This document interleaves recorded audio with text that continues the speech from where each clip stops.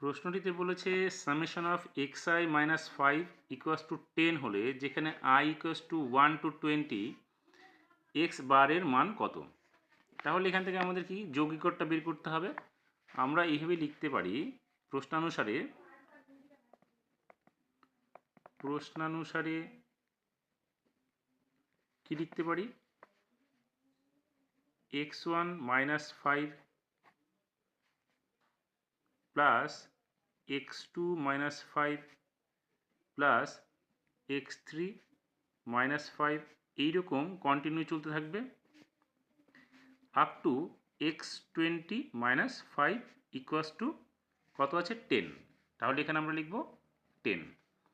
এবার আমরা যদি এই ব্র্যাকেটগুলো সরিয়ে দিই তাহলে কিন্তু আমরা লিখতে পারি x1 plus x2 plus x3 plus up to x20 minus এখানে দেখো 5 হবে 20টা, তাহলে এখানে আমরা লিখতে পারি 5 into 20 equals to 10,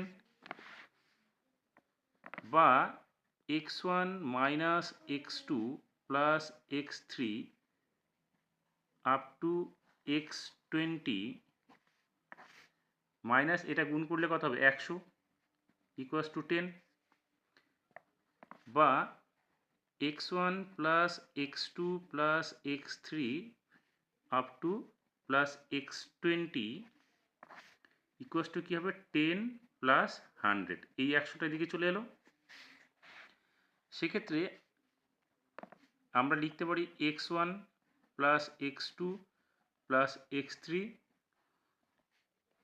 plus x20 equals two 110। এখন আমাদের x বারের মান চাইছে, এখানে আমাদের মোট সংখ্যা কটা 20টা, তাহলে 20টাকে যদি আমরা 20 দিয়ে ভাগ করি তাহলে তার গড় হয়ে যাবে।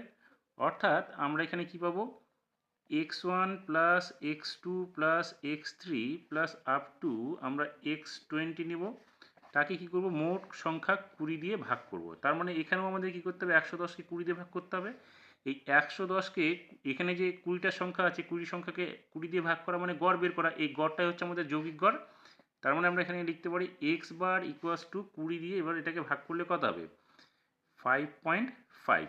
তার মানে আমরা এখানে কি পেলাম, x বারের মান পেলাম 5.5।